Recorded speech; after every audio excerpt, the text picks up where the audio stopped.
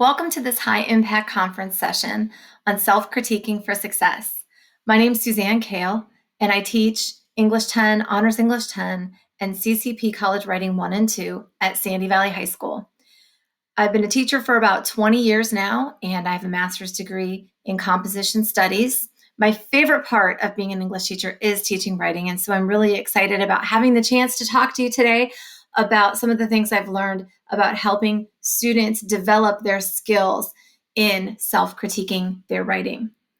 We'll go ahead and get right down to it today. By the end of the session, you'll understand why we should ask students to self-critique, when to incorporate self-critiquing into the writing process, and how to use and create self-critiquing activities that are tailored to your classroom, to your assignments, and to your students. To start off, I just want to make sure that we have a shared definition of what I mean when I talk about self-critique. And to be clear, I'll use the words self-critique, self-evaluation, self-assessment interchangeably. There are some scholars who differentiate between them, but for our purposes today, anytime I say any of those terms, this is what I'm talking about. In this case, my definition is the practice of students thinking about, evaluating, and responding to their own writing using a set of criteria and for a specific purpose.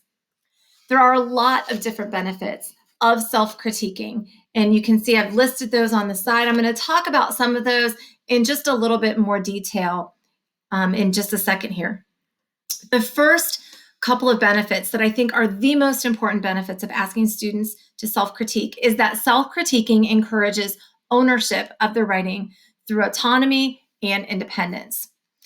Some of the most well-known scholars in the field of composition studies, like Donald Murray, Linda Flower, Peter Elbow, they've all argued that in order for students to be effective writers, they have to take ownership of their writing.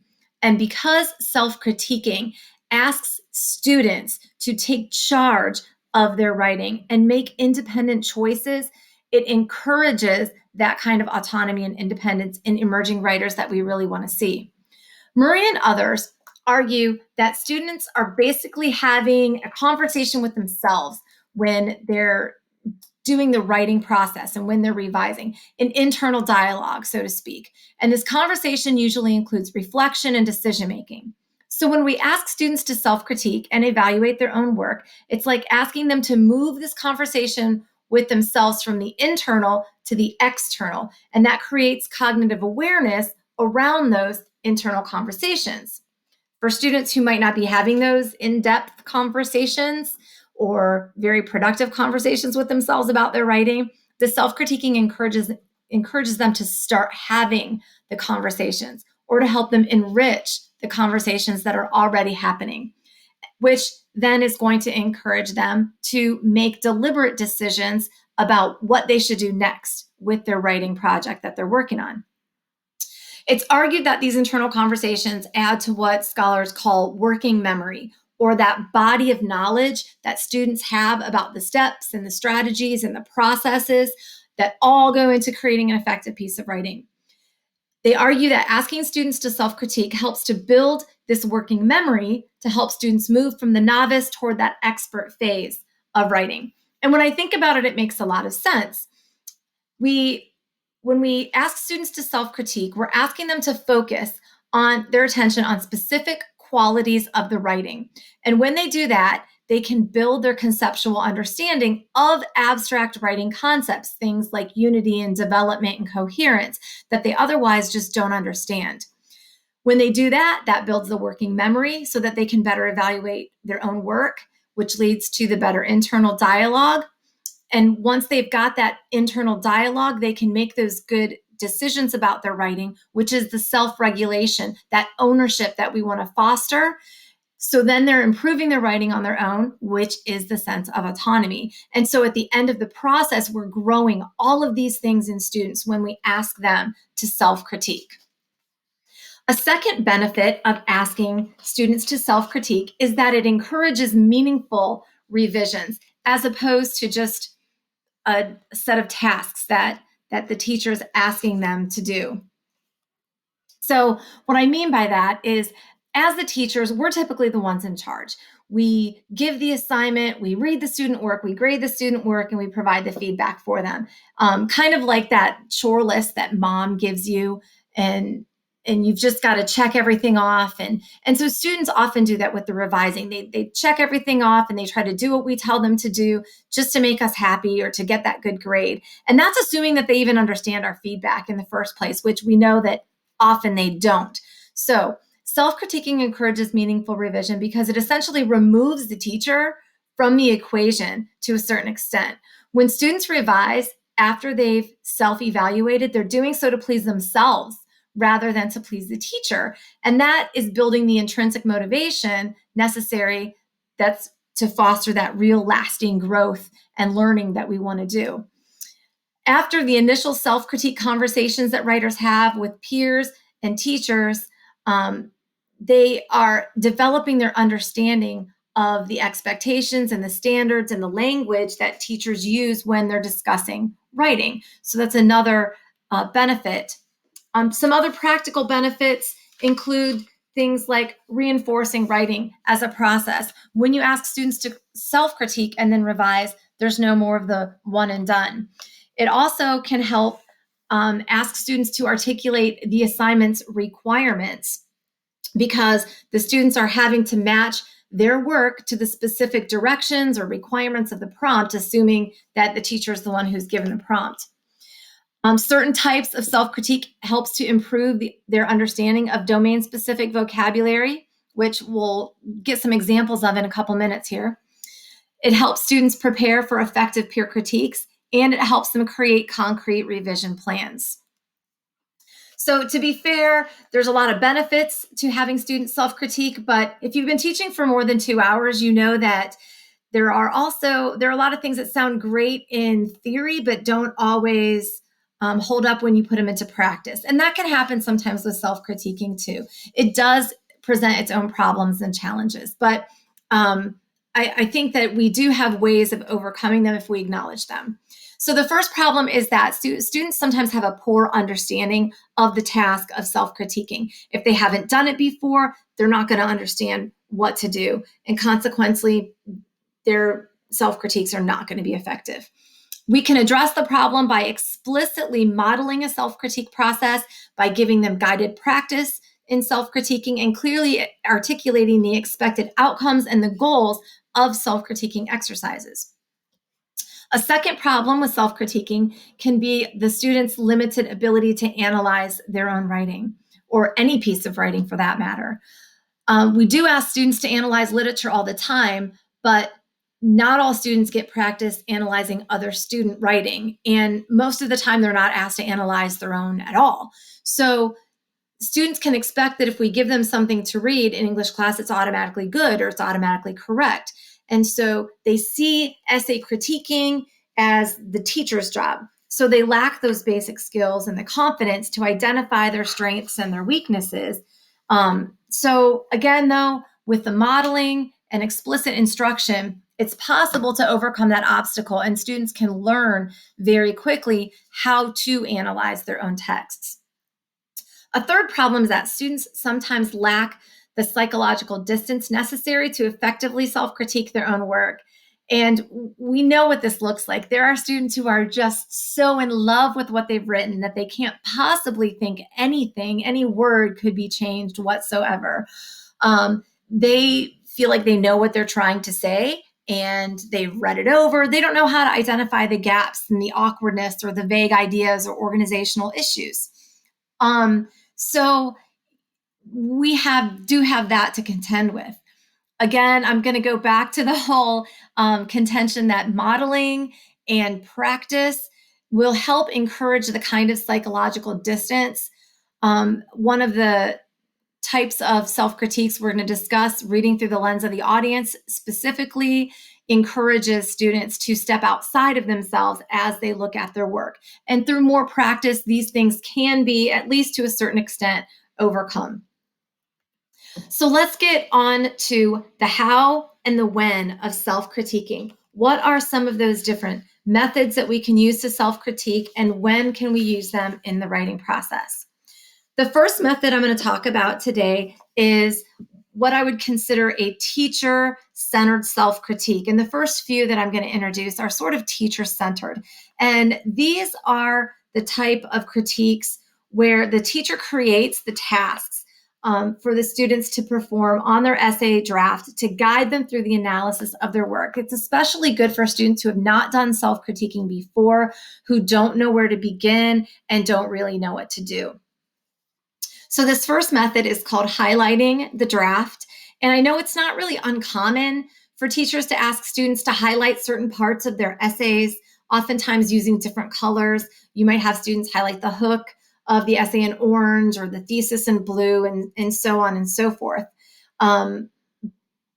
But I started to kind of change the way I used highlighting to encourage students to use it as a way to self-critique. This is the process that I would generally use with that. So I would start with students reading and analyzing a model essay so that they would get an idea of what the final goal was at the end. They would go ahead and do their own pre-writing and their own drafting.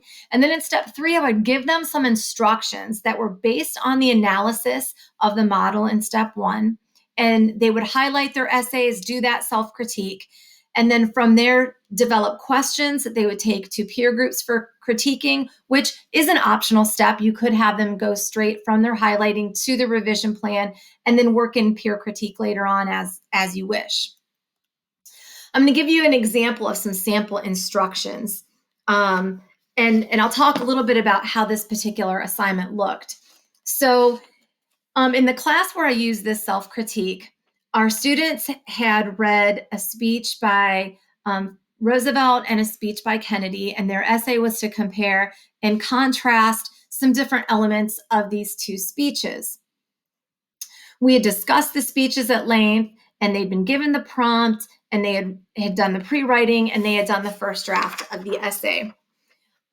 So before I sent the students off to actually do their own self-critique of the first draft, we did, as a class, take a look at a model essay, and we highlighted those based on these instructions that you're seeing here for the self-evaluation. So basically, I modeled a self-evaluation on a sample essay in front of the entire class so the students would know what they were looking for in their own papers. You can see here that this particular self-evaluation directs students to highlight their thesis statement, to highlight in 3 different colors at 3 different parts of the speeches they're supposed to be comparing or contrasting: the historical context in green, the speaker's purpose and call to action in yellow, the speaker's definition of freedom in purple. So all of those different elements were supposed to be highlighted so that at the end of the day, there was a visual of their essay, what colors were there, what colors were not there. And then from looking at what was there and what wasn't there, students then were directed to do different revision activities. So if they were supposed to check for red highlights, and if they only saw their thesis one time, they would go back and revise their topic sentences, looking for, the purple highlights to add context that sets up their quotes.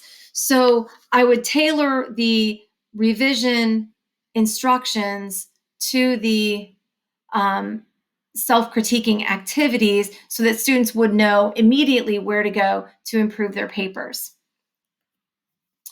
That can be a little bit overwhelming when you ask students to do that big laundry list of tasks. So there are several options for going over this highlighting method if that seems to be like it's too much. One of the ways is that the class can work together through the guide. And I do have a couple of just generic guides that I'm providing for you in your folder of materials.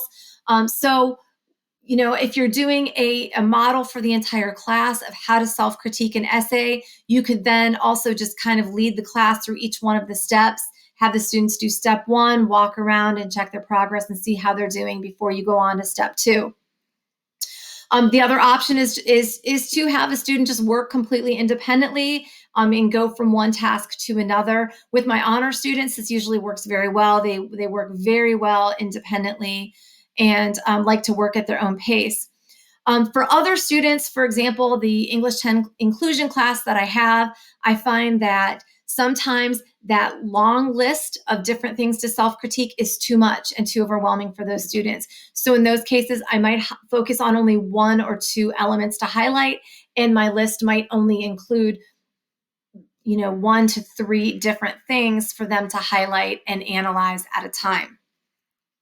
So knowing your students, knowing your assignment, knowing what your goals are can help you to tailor this highlighting method for however you think it's going to work best in your classroom.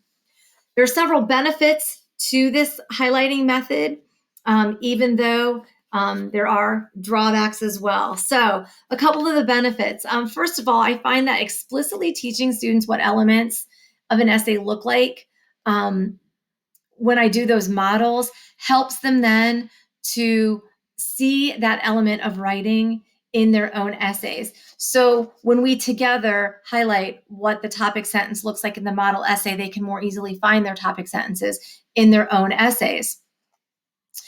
So that is a benefit because I'm explicitly teaching those writing elements as we're going over the models that we're highlighting. This method also has the potential to be really laser focused on a single skill element if you choose. And that can really help students improve if they have a specific area of difficulty or if the class has a specific area of difficulty. I've done this, for example, when we're specifically working on how to integrate text evidence smoothly. In that case, I might really just have them focus on highlighting how they've integrated or incorporated their text evidence into their paragraphs. And we just really analyze that one thing with that particular essay. This method also encourages metacognition. Students have to think about what each sentence of the essay is doing because they have to think about what color it's supposed to be. And it also encourages them, because of that, to engage in that internal dialogue as they're deciding what needs to be evaluated. And I love the visual element of the highlighting because the colors really help show students quickly what is and isn't inside of this essay. Drawbacks of the highlighting method are, first of all, it can be really difficult for students who struggle to conceptualize the writing elements. They sometimes will look and not be sure, is this elaboration, is this evidence, and have to ask a lot of questions about that. It can also be overwhelming if you give them a very long list of things to do and students feel like they're not very confident in their writing skills. And also, I suppose another drawback, if you want to call it that, is that it is a teacher-centered method. So in some ways, this could sort of also be like that checklist I was talking about earlier. I'm not taking myself out of the equation because I'm giving them the list of things to highlight. But at the same time, I guess I feel like it is helping to train them for what to look for. So at the end of the day, it's a good place to start, at least for me. So another method of teacher-directed self-critique is what I'll call a rubric-based self-critique. It's been well documented that rubrics can help teachers evaluate student work more consistently, as well as being used to help students understand what a writing assignment requires, which encourages them to develop as writers. And I think many of us use or have used rubrics that we've created or rubrics that were created for some kind of standardized assessment, like the AIR test, for example. You can see the Ohio State test argumentation rubric right up here. And another option, which is suggested by some scholars, is to have students create the rubric for the writing assignments using details from the prompt or extracting elements of an effective essay based on a model. And I've also done this kind of rubric creation with my CCP writing courses, where there is no standardized rubric that's provided by the university, but each assignment does have specific requirements that I will be looking for when the essays are graded. And you'd be surprised, using those prompts and using what students already know about what makes good writing can result in surprisingly good rubrics at times. So an overall, like kind of an overview of the how-to of that rubric method. Step one is the essay assignment, pre-writing and drafting. At this stage, you can give them a model if you like. Sometimes I do, sometimes I don't, depending on the course. Step two is that you either create yourself or create as a class, or you introduce the rubric that the students will be using to do the evaluations. And ideally, it's the same rubric that's actually going to be used when the essays will be evaluated. Step 3 is analyzing contrasting case essays. And then we get to step 4, where the students are actually doing the self-critiques. And then in step 5, they're creating questions for their peers and peers' critiques, if that's a stage that you also want to include, and then going on to that revision plan. So let me take a look here at an example of a step 2. So this is an actual sample rubric that was created by my College Writing 1 class this fall based on the assignment prompt. They were supposed to be analyzing a community and coming to some kind of conclusion, drawing an observation, coming up with the so what about a community that they had observed. And so they came up with these different points. They also looked at some model essays as well, and they decided that their essays should have a clear so what about their community, and should take a stand about what the community is, and that would help to illustrate that they'd been thinking critically. They decided that the essays needed to include research, including interviews, support for their ideas with personal experiences, using show don't tell elements, analyzing the observations. Their essays should have flow and coherence and unity and organization. So this is the basic rubric that my students came up with. Here's an example of the rubric that I use with my sophomores. Since I am in that tested area at that level, I do use the Ohio State Test informative, explanatory, and argumentative rubrics a lot in class. And instead of just giving the students the rubric, I actually teach students the rubric and I have them analyze the rubric. And I'll show you what that looks like. So here's an example of what we do when we analyze the language of the rubric. I have students go through and highlight, and then we discuss what are the important words that we're seeing in these rubrics. We notice that in the 4, in purpose, focus, and organization, or PFO, and evidence and elaboration, call that E&E. We notice that for a 4, we consistently see words like fully sustained and strongly maintained and consistent and skillful and variety and effective. And so then going down to the 3, instead of being fully, we see these words like adequate and general repeated over and over and over again. And so students get the idea that, like, okay, a 4 is especially excellent, and a 3 is like, it's all there, this is going to do. They go on and analyze in the 2 level, how now it's somewhat sustained, and now it could be uneven, and it's partial use of sources, facts, and details. And now we've got weakly integrated. So words like inadequate and inconsistent and simplistic all apply to this kind of an essay. And then in a 1, we've got words like erroneous and irrelevant and minimal. And the students decided that a 1 is related to the topic, but basically the essay is just a big hot mess. And so we talked about this wording, and then we took a look at contrasting case models. And this is a really interesting practice. I've been doing this for a long time and just recently found the research that supports this as a way to really help students improve their own writing. In contrasting case models, we give students not only excellent models of the kinds of essays that they're writing, but also average and poor models, so that students can actually practice using those rubrics with not only an excellent piece of writing, but with one that's in that 2-3 range, and also with one that just maybe has all kinds of problems with it. And by using these contrasting case models, we are showing students what things like, if I'm going to back up here, we can show students what smoothly integrated evidence versus generally integrated evidence looks like. They can see what effective elaborative techniques are versus just adequate elaboration. They can tell the difference between repetitive or ineffective elaboration, as opposed to what would be adequate in that 3 range. So looking at the models is a way for them to actually apply these abstract writing concepts and see in a concrete way what they look like. When they do that, they can then turn their attention to their own writing. And now they're not just using the model, but they're also using the rubric. So between the rubrics and the models, they're much more well equipped to make good judgments about the writing that they've done. So, a lot of benefits to this rubric analysis model. You're explicitly teaching that domain specific vocabulary when you teach the rubric and show them contrasting case models. You're also developing concrete understanding of those writing concepts.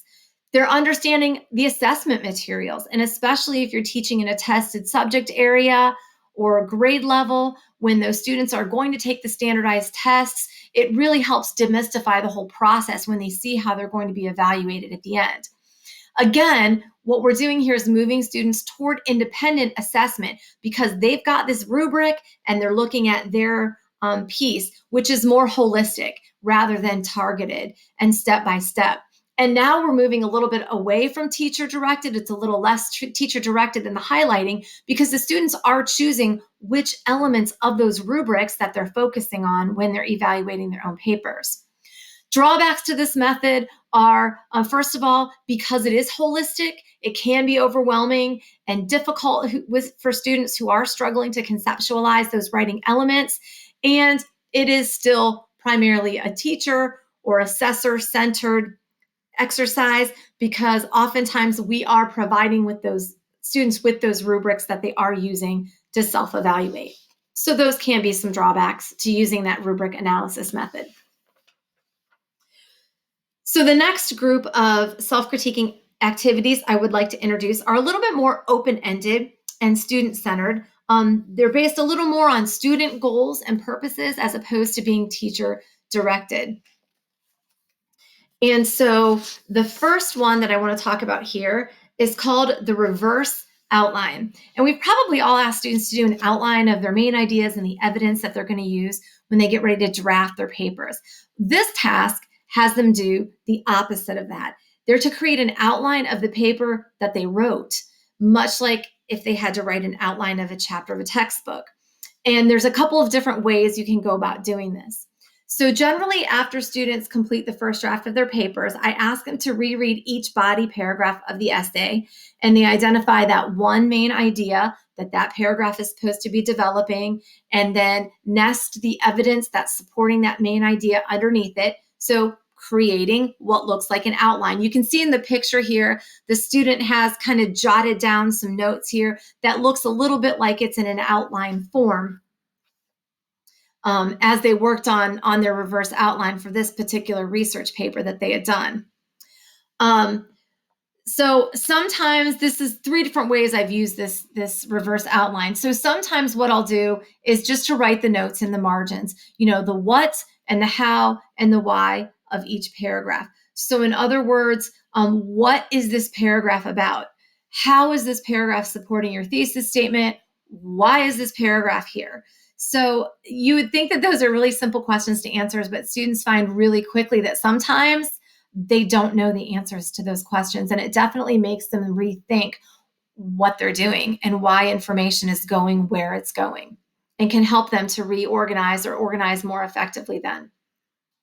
So the second way that I have students do the reverse outline is, like I mentioned, nesting evidence under topic sentences. So they'll take the topic sentence for each paragraph and they'll look specifically at the evidence in that paragraph to make sure that it matches up and effectively nests under that topic sentence. Sometimes students will realize that it doesn't, and they have kind of included evidence in this paragraph that belongs in the paragraph afterwards, or vice versa.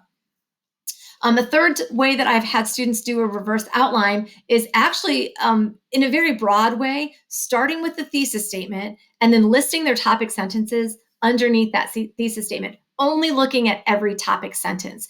And in that way, I tell students they should be able to get that skeleton of the flow of their essay. And when they do that, they sometimes see either that they're not writing effective topic sentences, or they're not following a logical order, or they've got other kinds of problems in the overall organization of their papers. So it's honestly a really eye-opening, albeit kind of difficult exercise for students to do.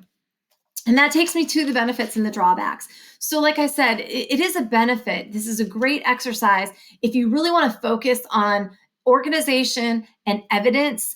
And in addition, it does help students analyze their unity and their coherence, because those things all to go together. That organization of their big ideas and the evidence that they're using to support all factors into how well their ideas are unified and flow. It also definitely encourages critical thinking, since students have to really consider what each paragraph is doing and how it's supporting their thesis statement. This is very independent work. Every student must work alone and really think about their own work. And it's especially helpful, I found, with longer writing projects. I always have students who do the research essays in College Writing 1 and 2 do a reverse outline after their first draft. And it's funny because I have them do an outline before they write their first draft, when they pre-write. And then I tell them they can't look at that outline when they do their reverse outline. And I ask them to see if they match. And they never match up. They never match up. But it's great because it's really eye-opening to the students. They see how sometimes they change their minds as they write, and that's okay. But they can analyze then whether or not that those changes have been effective, or if they've just kind of gone off topic because they got started writing and they just kept going. A couple of drawbacks to the reverse outline. First of all, again, it's difficult for students who struggle to conceptualize writing elements like organization and unity, because they may not be catching whether or not things are flowing the way that they should. And it is very time consuming, and it is very labor intensive. It's a lot of work to do a reverse outline, and it takes time, and students have to be willing to put in the effort and put in the time if they're going to really do it well.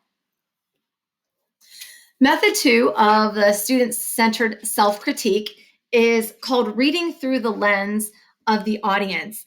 And this is an exercise that I found in the book Writing on Demand, and it focuses on word choice and organization and the selection of details and evidence by asking students to identify an audience and read their essay through the lens of one of those audience members. And I know that sometimes when I give writing assignments, especially writing assignments from our textbooks to my regular English 10 and my honors English 10 students, I don't spend enough time talking about who the target audience could be or should be. And consequently, I don't encourage them to think critically about how their writing might be received by an audience. I'm good at this with my college writing students because it's a different kind of writing, but not so much with my other classes. But it does matter, and I do think it's a good exercise to do with maybe not every assignment, but with maybe a couple of assignments, so that students can really see where audience matters, especially like argumentation perhaps, or personal writing.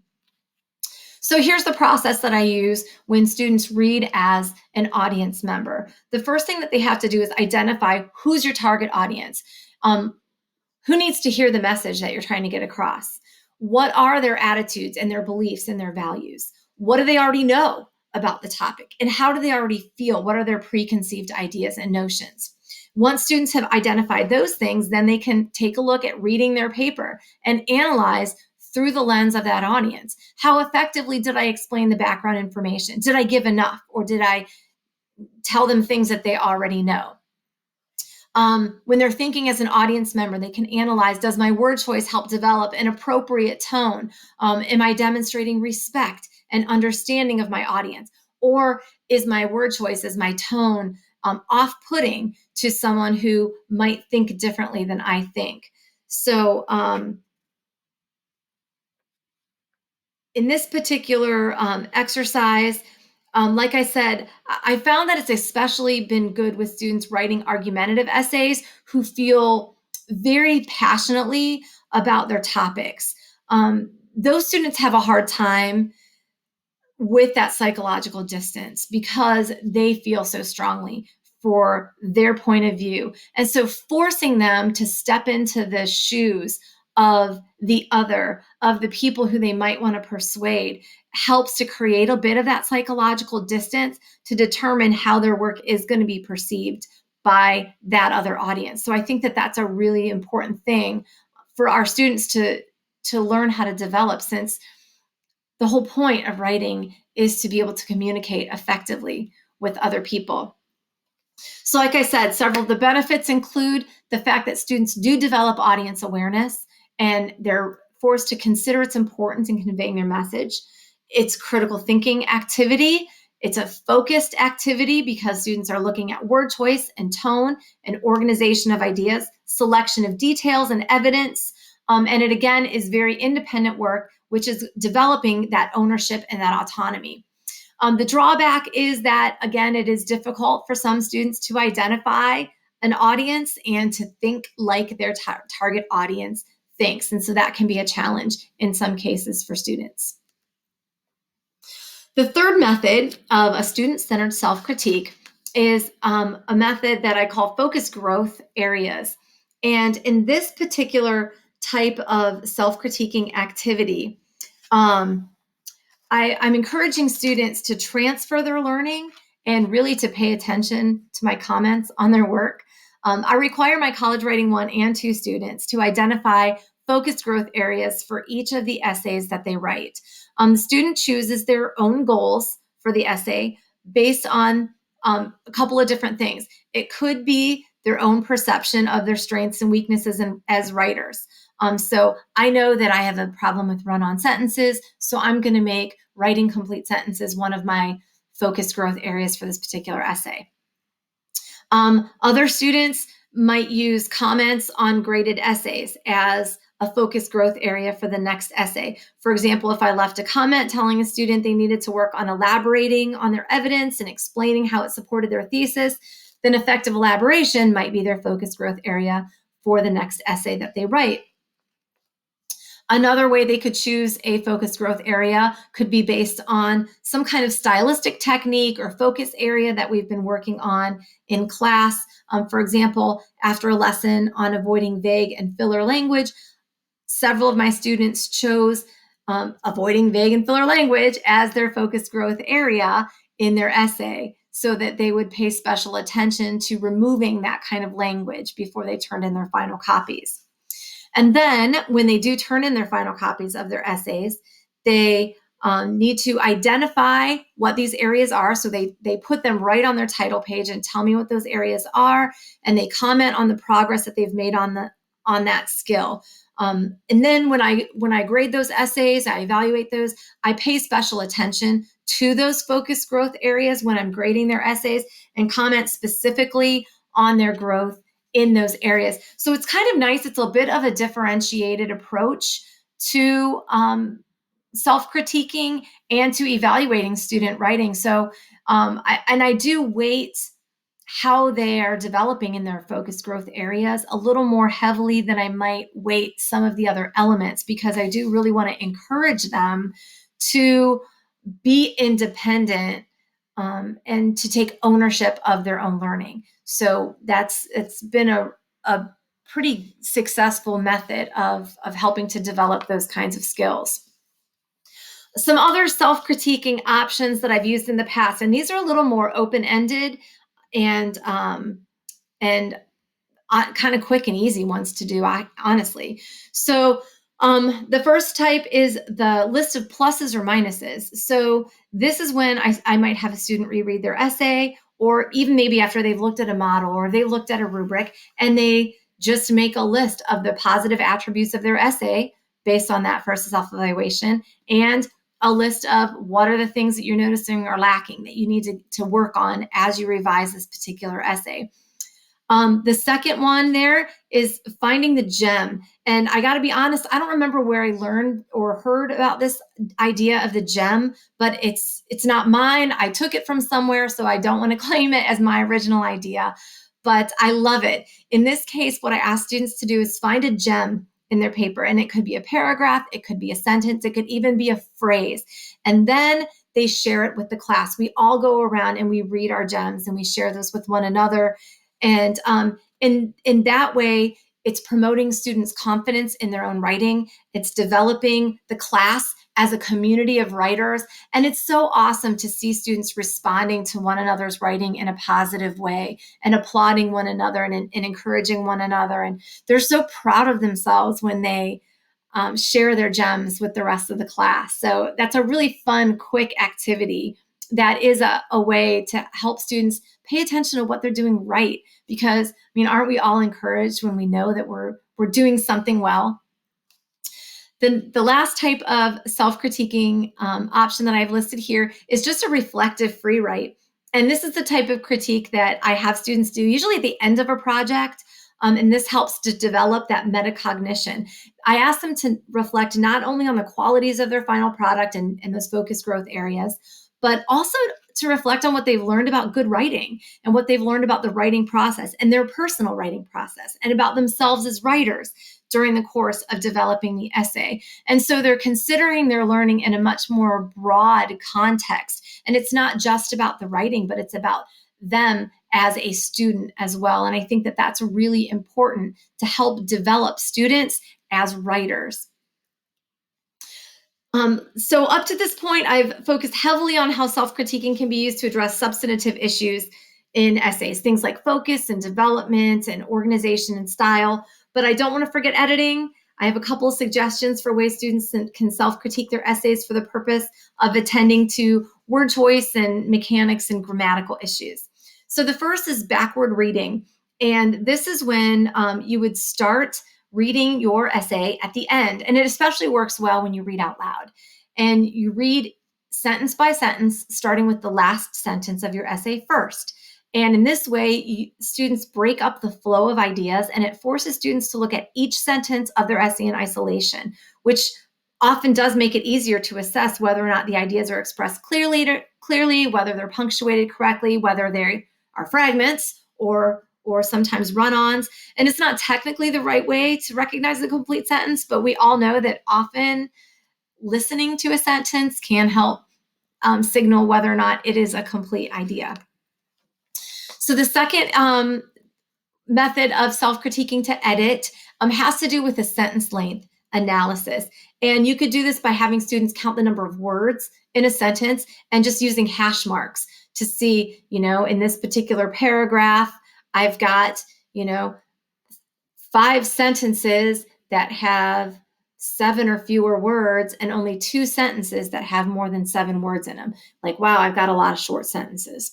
So in that particular type of a self-critique, students can see if they've got that sentence variety that we're looking for. More experienced students might even be able to analyze for sentence types. That's usually what I do with my honor students, college writing students. They've got to identify, how many simple sentences, compound, complex, and complex sentences. And students can see their own patterns and then break those up, change up their style to try to get that variety that we're looking for. The third type of self-critiquing to edit is, I called it find and replace, but I don't know if maybe find is a better way to describe it. So to try to help students use more active voice as opposed to passive voice, I encourage them to try to get rid of their verbs of being in their paper. And so they'll do find exercises where they look for all their ams and ises and wases and all of those kinds of words so that they can pay attention to those sentences and then try to rewrite those to use more active voice or to use more vivid language and vivid verbs. It also works well when I do my lesson on vague or filler language. Students always, this proves that, when we search for this and we search for that, we start to see places where students are being vague in their language, and they can tighten that up a little bit.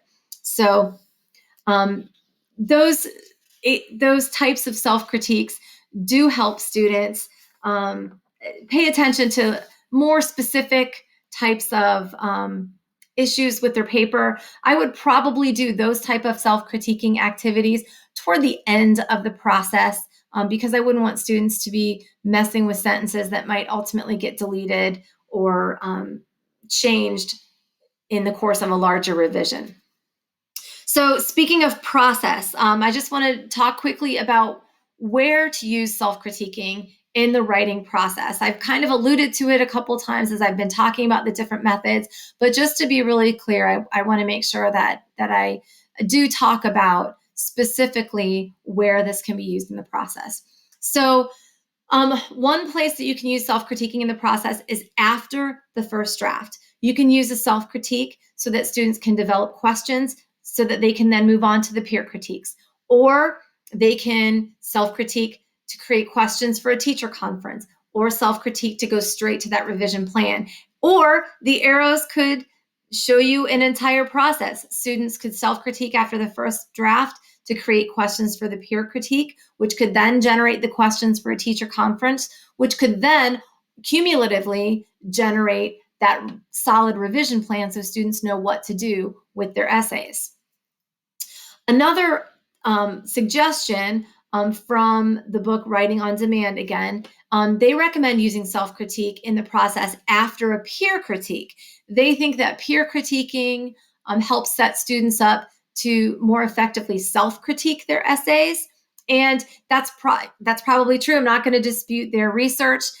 However, on the flip side, I find that when students self-critique and write questions, their peer critiquing is much more effective and richer. And students get a lot more out of the peer critique because they go to the peer critique with a purpose instead of sitting around, everybody looking at each other's papers going, yeah, that looks really good.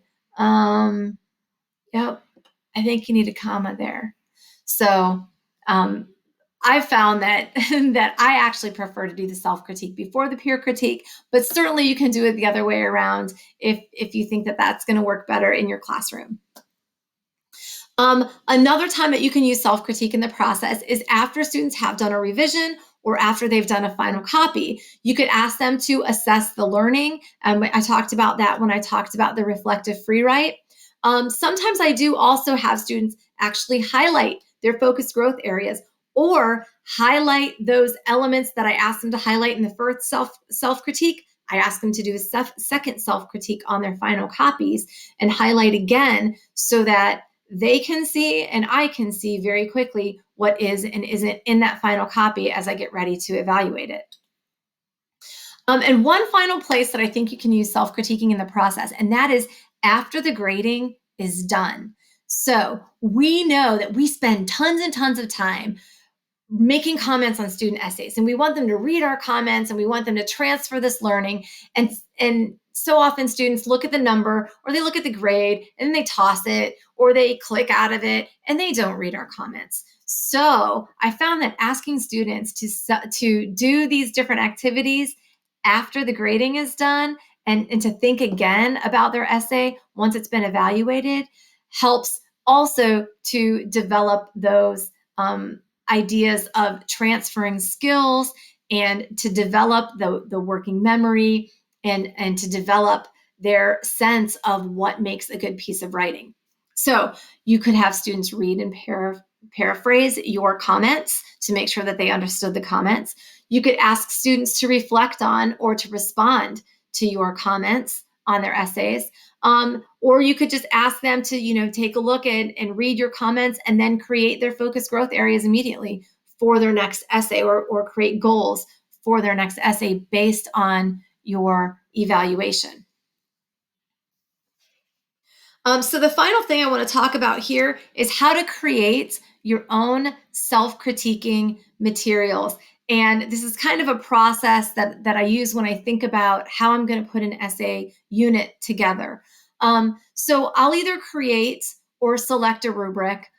Usually, like I mentioned, I'll either have the class help me create it, or I will use one of the pre-made rubrics from somewhere else, the state of Ohio. A lot of textbook companies have good rubrics with the curriculums. So there's all kinds of rubrics out there that you can use if you don't want to create your own. The next thing I do is gather some model essays. And if you use the same assignments year after year, this gets easier and easier. You find models that are good examples of excellent essays, average essays, and then problematic essays. Once you've got that cache of essays, Think about, what are your main objectives for this writing assignment? What are the standards? Are there certain writing standards that you're really trying to hit? I know with narrative writing, I really want students to develop their skills in show, don't tell. When we start writing about literature, I really want to make sure students are learning how to integrate those direct quotes from the text smoothly. So depending on what the essay is, I've got different objectives and different skills that I'm really emphasizing. And so that factors into how I'm going to create a self-critique for that particular assignment. Sometimes the class's area of difficulty is the thing that will tell me what I should be doing for self-critique. For example, last year, one of my classes really struggled to connect ideas together. And so we did a special self-critique where we just really focused on using subordinating conjunctions to join ideas together. And that really helped to focus on that one area of difficulty in that particular class. So once I've identified those objectives, then I decide which kind of self-critique method is going to work best for that assignment and for that class. Should I create that list of tasks and have students highlight? Should I use the rubric and the contrasting case models before I ask students to self-evaluate? So as the year goes on, you're going to get better and better at knowing what you want your students to look at in their own essays with each particular essay. I do want to take just a second to have you take a look at the generic sample that you can modify. So I'm just going to flip here. This should be in the materials that you're getting from me. This is a real generic self-critique of an expository essay. And you can see here, yeah, I've got all kinds of, highlight your thesis statement in red. Any expository essay should have a thesis statement. Every time you make a claim, underline it. Every expository essay should have claims. It should have text evidence, highlight it in yellow. It should have context that sets up the text evidence, highlight that in purple. So this is really generic, but you can actually just tailor it directly to the assignment that you're doing. So if we look at this example in comparison to the generic, you can see how I took that generic and I tailored it to this specific assignment where we had to analyze the FDR and the JFK speeches. Because instead of just saying, highlight your evidence in yellow, I put in there under number 3, the historical context, the speaker's purpose and call to action, the speaker's definition of freedom. So by doing that, I made a very specific list of tasks and list of things that the student was looking for in his or her essay. So the generic works fine, but if you want it to be more specific, it's really not hard to go in there and tweak it just based on those very specific things that you're looking for in that student essay.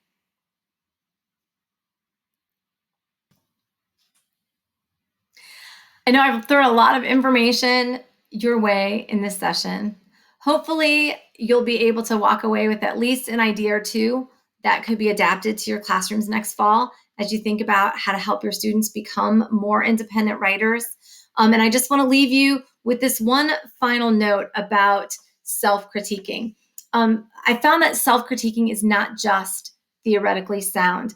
My students say that it works. In 2019, in the spring, I did a survey of all of my students, asking them about what helped them revise their papers. 93% of my students found that peer critiquing was helpful in revisions. And we already knew that. We knew that peer critiquing, when it was done well, could be very helpful. But I was really surprised at the numbers of students who found self-critiquing helpful. 79% of students found highlighting per my instructions helpful in revisions. And 65% found self-guided self-critique helpful in revisions. And self-guided self-critique are those methods where I told students basically either to make the plus or minus list or to do a reverse outline or to use the rubric in order to self-critique. So I thought those statistics were pretty high. I thought that was a pretty high percentage of students who really felt like this was an exercise that was worth our class time, and worth some instruction and some practice. As I finish up today, I just want to invite you, if you have any questions for me or you would like to discuss the topic any further, I'm going to invite you to join the unconference session for this topic on Wednesday, June 16th at 8 a.m. And you should be able to find the link, I believe, somewhere in the materials as you sign up. I'm not sure exactly how they're going to get those to you at the time that I'm recording this, but they've done an awesome job. And so I'm sure that's going to be made really clear where you'll find that link to join up to that Google Meet. Also, you can feel free to email me. s.kail@svlocal.org is my school email. And at the time of this recording, I'm also setting up a website, and I'll be doing a weekly newsletter. If you would like to check out that website, it should be operational by the time the conference airs. And at the very least, by the unconference session, it should be up and running, and you'll be able to sign up there to have that newsletter sent to your inbox and interact with me at my website, fromstudentstowriters.com. Thanks so much for joining me today, and I hope to see you at the unconference session on the 16th.